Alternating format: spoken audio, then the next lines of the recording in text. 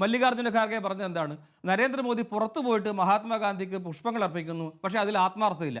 മഹാത്മാഗാന്ധിയെ ആദരിച്ചാലും പ്രശ്നം, ആദരിച്ചില്ലെങ്കിലും പ്രശ്നം. മഹാത്മാഗാന്ധിയായിട്ട് ബന്ധമുണ്ടെന്ന് പറഞ്ഞാലും പ്രശ്നം, ഇല്ലെങ്കിലും പ്രശ്നം. ഇത് ആവശ്യം വരുമ്പോൾ മഹാത്മാഗാന്ധി ഏറ്റെടുക്കുക എന്നുള്ള സംവിധാനമാണ് കോൺഗ്രസിന്റെ സ്വപ്നം. മഹാത്മാഗാന്ധിയുടെ എന്തെങ്കിലും സ്വപ്നങ്ങൾ യാഥാർത്ഥ്യമാക്കാൻ വേണ്ടി കോൺഗ്രസ് ശ്രമിച്ചിട്ടുണ്ട്. അത് പറയില്ലേ? അത് പറയുന്നതിന് എന്താ കുഴപ്പം? ആര് പേര് മായ്ച്ചു കളഞ്ഞു? ഒരു ബില്ലിന്റെ പേര് മാറ്റി, ഒരു നിയമത്തിന്റെ പേര് മാറ്റി, മഹാത്മാഗാന്ധിയുടെ പേര് വായിച്ചു കളയാണെങ്കിൽ വ്യാഖ്യാനിക്കാന്നുള്ളതേ ഉള്ളൂ. എന്തെങ്കിലും കരുതാം, പക്ഷെ രാഷ്ട്രപിതാവിന്റെ പേര് മാറ്റുന്നത് എന്താണ്? അത് അപമാനമല്ലേ? ഇന്ദിരാഗാന്ധിയുടെ പേര് മാറ്റിയിട്ട് പ്രധാനമന്ത്രി ആവാസ് യോജന എന്നാണ് വെച്ചത്. രാജീവ് ഗാന്ധിയുടെ പേര് മാറ്റിയിട്ട് സർദാർ പട്ടേലിന്റെ പേരാണ് വെച്ചത്. എതിരഭിപ്രായമുണ്ടോ? മോദിയുടെ പേരിൽ എത്ര പദ്ധതികളുണ്ട്? അങ്ങേക്കൊന്ന് എണ്ണാമോ? അല്ല, നിങ്ങൾ ഈ പേര് മാറ്റുന്ന കാര്യത്തെ പറ്റി പറയൂ. ഞാൻ ചോദിക്കുന്നത് ഇന്ദിര ആവാസ് യോജന മാറ്റി പ്രധാനമന്ത്രി ആവാസ് യോജന, രാജീവ് ഗാന്ധി ആവാസ് യോജന മാറ്റിയിട്ട്